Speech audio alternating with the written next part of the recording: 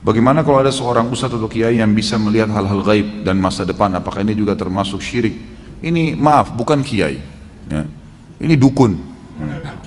Ini dukun. Nggak ada itu. Bagaimana cara? Gitu kan? Ini semua tidak mungkin terjadi. Ini semua khurafat yang masuk ke dalam sebagian orang dan memakai nama suci. Nama kiai itu suci. Kiai, guru, ustadz. Itu semua nama-nama yang suci sebenarnya, nama orang-orang yang menyampaikan agama Allah. Bagaimana mereka bisa kontaminasikan dengan melihat jin lah, melihat inilah, menebak masa depan? Ini nggak ada semuanya, gitu kan? Nabi Muhammad SAW, guru dan kiai kita, disepakati oleh semua ya kaum muslimin. Nggak ada orang yang berani mengatakan kecuali dia bukan muslim, bahwasanya Muhammad bukan kiai saya SAW.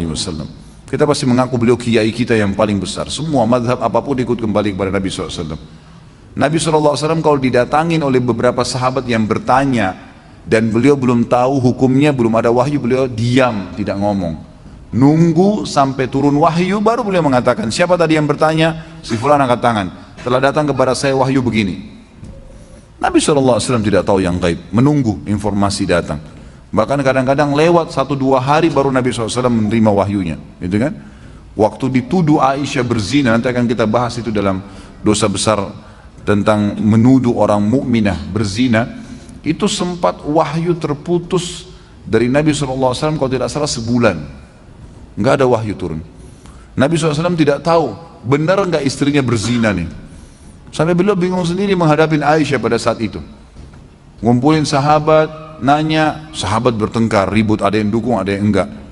Datang ke rumahnya Aisyah, ditanyakan Aisyah, Aisyah mengatakan tidak, saya tidak melakukan. Sampai turun firman Allah Subhanahu Wa Taala. Nabi SAW terjadi pada rumah tangganya. Turun ayat Al-Quran, nanti akan kita bahas tuh.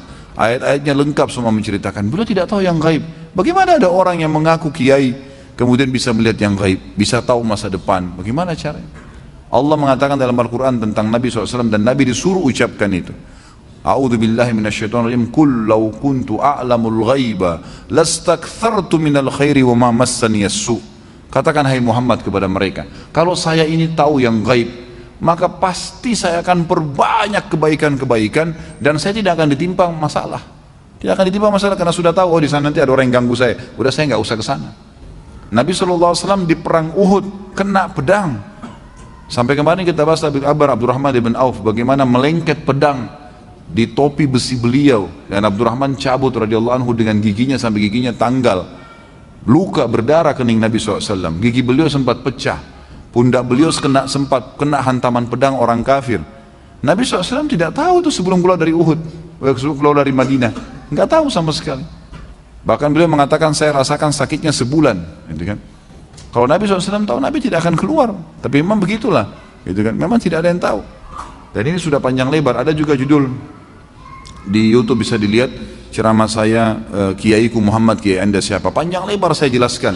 Banyak dalil-dalil Al-Quran, banyak sekali yang menjelaskan kalau Nabi SAW tidak tahu hal-hal yang gaib, tidak tahu masa depan, gitu kan? Jelas semuanya itu.